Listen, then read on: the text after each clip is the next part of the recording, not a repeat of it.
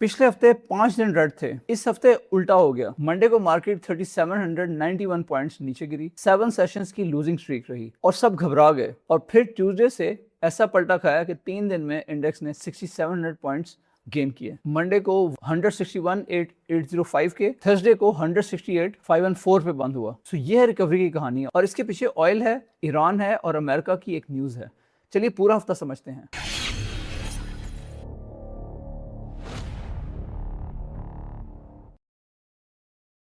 मैं आप सबका शुक्रिया अदा करता हूं कि आपने हमें सब्सक्राइब किया और हमारी वीडियोस को आप देखते हैं और हमें कमेंट्स में अपनी राय से भी ज़रूर आगाह करते हैं। तो प्लीज़ जारी रखें और शेयर करते रहें जो भी आपके गिरदोनुमा में लोग हैं जिनको अच्छी इन्वेस्टिंग टिप्स चाहिए, ताकि वो भी इवेंचुअली फाइनेंशियल फ्रीडम हासिल कर सकें अच्छी इन्वेस्टमेंट्स के थ्रू। तो उनको भी रिकमेंड करें कि वो चैनल को सब्सक्राइब करें। Thank you. अस्सलाम वालेकुम, मैं हूं अली शाह। आज फ्राइडे है 22 में और ये रहा आपका weekly round up. Last video में हमने देखा कि मार्केट डाउनवर्ड ट्रेंड बना रही थी, लेकिन और इस हफ्ते हमने देखा कि ट्रेंड रिवर्स हो गया है। लेकिन पहले मार्केट नीचे गिरी और उसके बाद 23 से ऊपर। सो आज पूरा हफ्ता हर दिन का मूव, ईरान, ऑयल, एनवीडिया के जो क्वार्टर के रिजल्ट्स हैं और नेक्स्ट वीक की प्लेबुक, ये सब चीजें अनपैक करेंगे। इसके साथ साथ एक इंपॉर्टेंट अपडेट, लास्ट वीक में हमने एएस मेंबर्स ग्रुप लॉन्च किया था व्हाट्सएप पे, 50 सीट्स रखी थी और इसका जो रिस्पॉन्स है उसके लिए मैं ग्रेटफुल हूँ। मैं काफी इसमें सिलेक्टिव चल रहा हूँ और आहिस्ता आहिस्ता लेके चल रहा हूँ ताकि उसमें बहुत जल्दी बहुत ज़्यादा रश ना हो जाए। और उसमें बहुत अच्छा रिस्पॉन्स आ रहा है और मैं खुद उसको बहुत ज़्यादा एडवर्टाइज नहीं कर रहा, क्योंकि मैं चाहता हूँ कि साथ साथ जो लोग ज्वाइन कर रहे हैं उनको वैल्यू भी दी जाए। जो लोग ऑलरेडी ज्वाइन कर चुके हैं उन सबका बहुत बहुत शुक्रिया। आपका ट्रस्ट मेरी रिस्पॉन्सिबिलिटी है।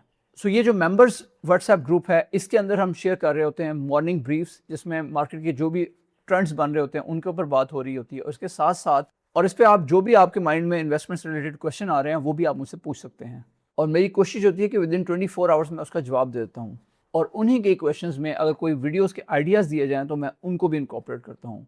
सो इस ग्रुप पे अब इंगेजमेंट स्टार्ट हो चुकी है, लोग आपस में इंटरेक्ट कर रहे हैं और लर्न कर रहे हैं और that is basically the purpose of community. और इसके साथ साथ जो फ्री कम्युनिटी है हमारी एएस फाइनेंशियल फ्रीडम की, वो भी अच्छी चल रही है। उसमें 2 ग्रुप्स बन चुके हैं, जो सेकंड ग्रुप है वो भी फिलअप होता जा रहा है और that is the free one. और ये जो पेड ग्रुप है ये सीरियस इन्वेस्टर्स के लिए है, एक नेक्स्ट लेवल है। इसमें सीट्स लिमिटेड हैं, अगर आप शामिल होना चाहते हैं तो इसकी डिटेल्स डिस्क्रिप्शन में मौजूद हैं। पहली स्टोरी, पूरा हफ्ता, लास्ट फ्राइडे 15 मई को इंडेक्स 165,596 पे बंद हुआ। फिर मंडे 18 मई को मार्केट खुलते ही क्रैश, 3791 पॉइंट्स नीचे, 2.29% डाउन और मार्केट 161,805 पे क्लोज हुई।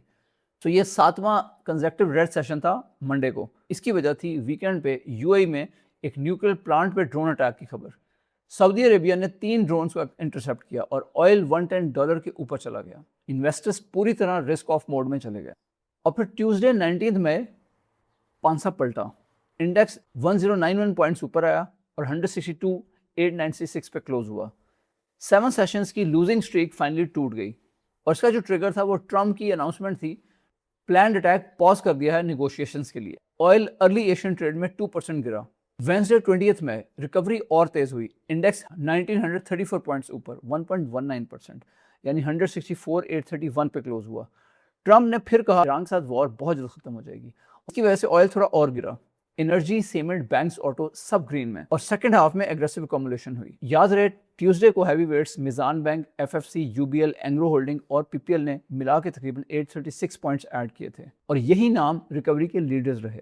और थर्सडे 21 मई हफ्ते का सबसे स्ट्रॉन्ग दिन, इंडेक्स 3600,883 पॉइंट्स ऊपर आया, 168,514 पे क्लोज हुआ। ब्रॉड बेस्ड बाइंग हुई, एग्रेसिव अकोमुलेशन हुई, इंटरडे हाई 168,869 था। 3 दिन में ट्यूसडे से थर्सडे तक इंडेक्स ने 6700 प्लस पॉइंट्स वापस ले लिए। मंडे का पूरा जो लॉस था वो अब रिकवर हो गया। आज फ्राइडे जब मैं ये सुबह रिकॉर्डिंग कर रहा हूँ 168,500 के आसपास फ्लैट है, थर्सडे के लेवल पे कंसोलिडेट कर रही है।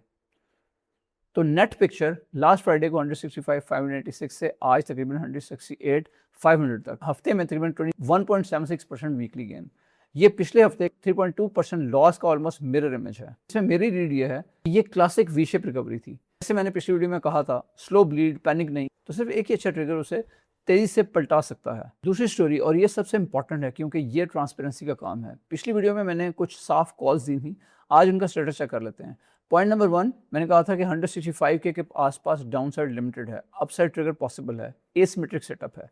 स्टेटस बिल्कुल कंफर्म हुआ। मार्केट मंडे को थोड़ा नीचे गई 161,805 तक, लेकिन फिर ऑयल और ईरान के ट्रिगर आते ही 6700 पॉइंट्स की रैली आ गई। मैंने कहा था कि ऑयल के $5 गिरने से 1000 से 2000 पॉइंट्स की रैली आ सकती है, एक्चुअल में उससे भी ज़्यादा आई। पॉइंट नंबर 2, मैंने कहा था कि patient long term investors quietly accommodate करते हैं जब मार्केट स्लो ब्लीड हो रही होती है। इनमें प्रॉफिट में है Meezan bank, UBL, FFC, Engro holding, PPL, यही हैवीवेट्स रिकवरी के लीडर्स थे। Point number 3, defensive positioning. Banks का थीसिस स्टेटस इंटैक्ट है, रिकवरी में बैंक्स फ्रंट पे थे, मिजान बैंक और यूबीएल दोनों strong. Defensive cash rich names पहले भी प्रोटेक्ट किया और अब पार्टिसिपेट भी कर रहे हैं। पॉइंट नंबर 4, हुर्मुज और रेमिटेंस का रिस्क वॉच, और इसका स्टेटस रिस्क अभी भी लाइव है। हुर्मुज पे क्लैरिटी नहीं आई, सिर्फ उम्मीद और ट्रम्प के बयान पे मार्केट चली है। तो ये रिकवरी सेंटिमेंट ड्रिवन थी, फंडामेंटल क्लियरनेस नहीं है, ये याद रखना जरूरी है। Point number 5, SIP discipline. Volatility आपकी दोस्त है, स्टेटस इस हफ्ते से बेहतर एग्जांपल नहीं मिल सकती। इन्वेस्टर हर हफ्ता फिक्स अमाउंट डाल रहे थे, उसने मंडे के लोज में भी खरीदा, आज वो एवरेज डाउन फायदा ले रहे हैं। तो मेरी ऑनेस्ट असेसमेंट है इस हफ्ते की प्लेबुक ने अच्छा काम किया, लेकिन एक बात क्लियर करनी है, यही रिकवरी ऑयल के गिरने और ट्रम्प के पीस बयानात पे खड़ी है। अगर ईरान की तरफ से कोई नेगेटिव न्यूज़ आती है तो इसे रिवर्स भी हो सकती है, इसीलिए मैं कॉन्फिडेंस के साथ साथ कॉशियस भी हूँ। तीसरी स्टोरी, ऑयल और ईरान, जो इस पूरे हफ्ते का असली इंजन था। हफ्ते की शुरुआत में मंडे को ब्रेंट 110 से $111 के ऊपर था ड्रोन अटैक्स की वजह से। वेंसडे को ट्रम्प ने कहा निगोशिएशंस फाइनल स्टेज में हैं। उस दिन ब्रेंट 5% से ज़्यादा गिर के $105 पे बंद हुआ था, और थर्सडे को ब्रेंट और नीचे आया, 102.58 पे क्लोज हुआ, WTI $96 पे। दिन के बीच में यूरेनियम की खबर पे ऑयल 3% ऊपर गया था, लेकिन क्लोज फिर भी रेड रहा। तो पूरे हफ्ते ऑयल तकरीबन 4% से ज़्यादा नीचे है, और यही PSX रिकवरी की असल वजह बनी। तो ये ऑयल का ड्रॉप क्यों हुआ है? क्योंकि ईरान और US के दरमियान डील की उम्मीद पैदा हुई थी। ट्रम्प ने कहा था कि नेगोशिएशन फाइनल स्टेज पे हैं, अटैक्स पॉज कर दिए हैं, वॉर बहुत जल्द ख़त्म हो जाएगी। मार्को रूबियो ने भी कहा कि डील के साइंस इनकरेजिंग है, और पाकिस्तानी मीडिएटर्स तेहरान जा रहे हैं। आपको मालूम है कि जब डील की उम्मीद बढ़ती है तो ऑयल गिरता है, और एनर्जी इंपोर्टर पाकिस्तान के लिए ये चीज़ काफ़ी बेनिफिशियल होती है। लेकिन पिक्चर अभी पूरी तरह क्लियर नहीं हुई, और यही रिस्क है। थर्सडे को ईरान के सुप्रीम लीडर ने डायरेक्टिव जारी किया, ईरान का एनरिच्ड यूरेनियम के अंदर ही रहेगा, बाहर नहीं जाएगा। ये अमेरिका की एक बड़ी डिमांड के अगेंस्ट था। और ईरान ने पर्शियन गल्फ स्ट्रेट अथॉरिटी भी अनाउंस की कि हुर्मुज में एक कंट्रोल्ड मैरीटाइम जोन इन्फोर्स होगी। ट्रम्प ने यह प्रपोजल रिजेक्ट कर दिया और कहा कि स्ट्रेट ऑफ हुर्मुज ओपन और फ्री रहने चाहिए, कोई टॉल शॉल नहीं दिया जाएगा। इस खबर पे ऑयल 3% ऊपर गया, लेकिन डील की उम्मीद ने फिर नीचे खींच लिया। तो बॉटम लाइन ये है कि ऑयल अभी भी प्री वॉर लेवल से तकरीबन 50% ऊपर है।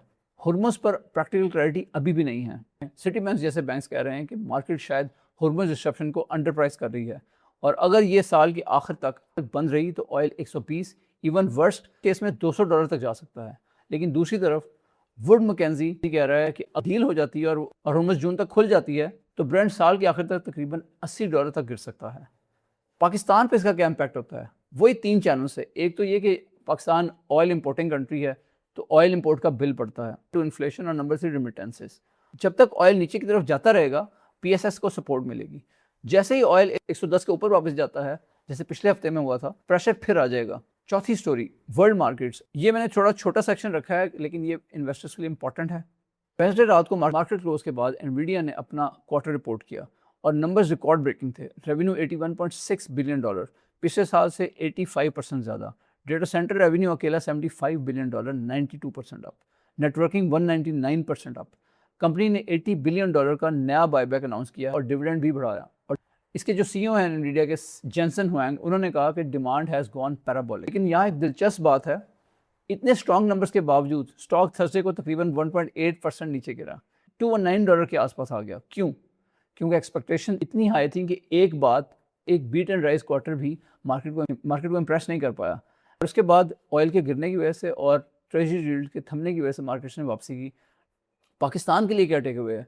ग्लोबल टेक रैली अभी भी स्ट्रॉन्ग है, AI कैपेक्स जारी है। US मार्केट्स अब थोड़ा सा स्लो हो रही है। हमारे लिए डायरेक्ट असर कम हुआ है, लेकिन अगर ग्लोबल रिस्क ऑफ मोड आए तो पाकिस्तान जैसी फ्रंटियर मार्केट्स पे भी प्रेशर आता है। फिलहाल ग्लोबल लिक्विडिटी ठीक है। 5वीं स्टोरी, लोकल मैक्रो और कॉर्पोरेट फ्रंट। पहले मैक्रो, याद रहे स्टेट बैंक ऑफ पाकिस्तान ने पिछले महीने पॉलिसी रेट 100 बेसिस पॉइंट बढ़ा के 11.5% कर दिया था। तकरीबन 3 साल में पहली हाइक ऑयल और इन्फ्लेशन के डर की वजह से। ये अभी भी मार्केट पे एक ओवरहैंग है। हायर रेट्स का मतलब है कि बोरिंग महंगी है, कॉर्पोरेट अर्निंग्स पे दबाव है। बैंक्स के लिए थोड़ा पॉजिटिव है मार्जिन के नजरिए से। 2026-27 का बजट जून में आने वाला है। प्री बजट रूमर्स अगले हफ्ते तेज होंगे। रियल एस्टेट और सीमेंट वाले और 2006 सी होल्ड विद होल्डिंग टैक्स पर नज़र रखे हुए हैं। 7E के खात्मे के बाद अगर ये रिडक्शंस भी आ जाएं तो प्रॉपर्टी और सीमेंट में बड़ा मूव आ सकता है। अब जो अगला बड़ा अर्निंग्स का कैटलिस्ट है Q4 और फुल ईयर 2026 फाइनेंशियल ईयर के रिजल्ट्स, वो जून क्वार्टर क्लोज होने के बाद तकरीबन अगस्त में आएंगे। तो अगले 2 से 3 हफ्ते में कोई अर्निंग्स सुनामी नहीं है, बल्कि साथ साथ ईद उल अज़हा भी आने वाली है, तो मार्केट काफ़ी एक्सपेक्ट किया जा रहा है कि नॉर्मली होगी। तो अब मेरी ऑब्जर्वेशन क्या है, ये रिकवरी सेंटिमेंट ड्रिवन है। Fundamentally Q3 numbers already digest हो चुके हैं। इसका मतलब है कि अगले हफ्तों में मोस्टली मार्केट जियोपॉलिटिक्स, ऑयल और बजट के सिग्नल्स पे चलेगी। इसका फ्रेश ट्रिगर अगस्त तक नहीं आएगा। अब आते हैं छठी स्टोरी की जानिब, अगले हफ्ते की प्लेबुक। 5 चीज़ें वॉच करें। नंबर 1, रेजिस्टेंस लेवल 169 के से 170 के तक हो सकता है। मार्केट ने 3 दिन में ज़बरदस्त बाउंस किया है। अब 169 के और 170 के आसपास रेजिस्टेंस है। सो यही वो जोन है जहाँ से मार्केट पिछले हफ्ते गिरी थी। नेक्स्ट ये क्रॉस कर लेता है कन्वेक्शन के साथ तो नेक्स्ट लेग अप है, और अगर यहाँ से बाउंस बैक करता है तो कंसोलिडेशन या हेल्दी पुल बैक इसके या 167 के तक हो सकता है। सपोर्ट अब 166 के आसपास बन गई है। नंबर 2, ऑयल और हुर्मुज, ये अब भी सबसे बड़ा वेरिएबल। ब्रेंट अभी तकरीबन 103-104 डॉलर पे है। पूरा हफ्ता गिरने के बाद अगर ये वापस 110 डॉलर के ऊपर जाता है, PSX पे प्रेशर बढ़ेगा। अगर 100 के नीचे आता है डील की उम्मीद पे, तो रैली एक्सटेंड होगी। ईरान के supreme leader, uranium, Persian gulf state authority और पाकिस्तान मीडिएटर्स के तेहरान विजिट, कोई भी आने वाली हेडलाइन मार्केट को मूव कर सकती है। इसीलिए नंबर 1 पे यही वॉच करें। उसके बाद तीसरी चीज़, डिविडेंड पे आउट्स और monthly data. Monthly auto sales और सीमेंट डिस्पैच के नंबर्स आएंगे। ये डिमांड रिकवरी का रियल टाइम सिग्नल है। जो बड़ा अर्निंग का ट्रिगर है वो Q4 और फुल ईयर रिजल्ट्स हैं जो अगस्त में आएंगे। Number 4, pre budget positioning. Budget जून में है, लेकिन रूमर्स और स्पेकुलेशन अगले हफ्ते में तेज़ हो जाएंगी। सीमेंट और रियल एस्टेट का टैक्स इम्पैक्ट हो सकता है। इनके ऊपर अगर कोई भी सिग्नल आता है तो ये इन सेक्टर्स में स्पेकुलेटिव मूव आ सकता है। जो भी करें सोच समझ के करें, स्पेकुलेशन में इन चीज़ों में मत फंसें। नंबर 5, ग्लोबल क्यूज, एनवीडिया के बाद का मूड। US मार्केट्स अब इस वक्त थोड़ा सा रिलैक्स कर रही हैं हाई वैल्यूएशंस पे। फेड मिनट्स में हाई की भी बात आई है। अगर ग्लोबल रिस्क ऑफ आया तो फ्रंटियर मार्केट्स प्रेशर में आ सकती हैं। ग्लोबल ऑयल और US डील्स दोनों वॉच करें। पोर्टफोलियो एक्शंस आपके क्या होने चाहिए इस कमिंग वीक में? कोई बहुत बड़ा मूव ना करें, रिलैक्स रहें। अगर कोई बहुत बड़े डिप्स आते हैं तो डिप्स में बाइंग कर सकते हैं। सिप के ऊपर बाइंग करें, लमसम बाइंग मत करें। Other than that I think take it easy और ईद एंजॉय करें। तो ये था आपके फ्राइडे का क्लोज और अगले वीक का राउंड अप। पिछले हफ्ते 5 दिन रेड, इस हफ्ते वी शेप रिकवरी। मंडे के पैनिक से थर्सडे के 168.5 के तक। लेसन, जब मार्केट स्लो ब्लीड हो रही हो और डाउन साइड लिमिटेड हो तो एक ही अच्छा ट्रिगर बाजी पलट देने के लिए काफ़ी होता है। अब आपसे 3 रिक्वेस्ट हैं। नंबर 1, अगर वीडियो अच्छी लगी तो इसको लाइक करें। अगर चैनल को सब्सक्राइब नहीं किया तो ज़रूर सब्सक्राइब कर लें। बेल आइकन पे नोटिफिकेशंस को ऑन कर लें। नंबर 2, जो हमारी फाइनेंशियल फ्रीडम व्हाट्सएप कम्युनिटी है जो कि फ्री है, उसका लिंक भी डिस्क्रिप्शन में है, उसको आप ज्वाइन कर सकते हैं। इसके साथ साथ जो हमारा पेड व्हाट्सएप का ग्रुप है जिसमें सिर्फ 50 सीट्स हैं सीरियस इन्वेस्टर्स के लिए, आप भी नेक्स्ट लेवल पे जाना चाहते हैं तो उसकी जो इंस्ट्रक्शंस हैं उसको कैसे ज्वाइन करना है वो मैंने डिस्क्रिप्शन में दे दी गई हैं। और आखिरी बात, कमेंट में बताएं कि इस हफ्ते की रिकवरी में हमने क्या किया। मंडे के डिप में कुछ खरीदारी की या वेट किया या कुछ सिप किया। ऑनेस्टली जवाब दें, क्योंकि मैं सब चीज़ें पढ़ रहा हूँ। और ये इन्वेस्टमेंट एडवाइस नहीं, ये मार्केट कमेंट्री और मेरी पर्सनल एनालिसिस है। अपनी रिसर्च ज़रूर करें। मैं कोशिश करूँगा कि एक वीडियो और बना दूँ, और अगर नहीं बना सका तो फिर आपको पेशगी ईद मुबारक हो। और मैं उम्मीद करता हूँ कि अल्लाह ताला हम सब की कुर्बानियाँ और हमारे जो अच्छे अमाल हैं वो कबूल करे, और लोग इस वक्त हज पे गए हुए हैं, अल्लाह ताला उनका भी हज कबूल फरमाए। मिलते हैं नेक्स्ट वीडियो में। अस्सलाम वालेकुम।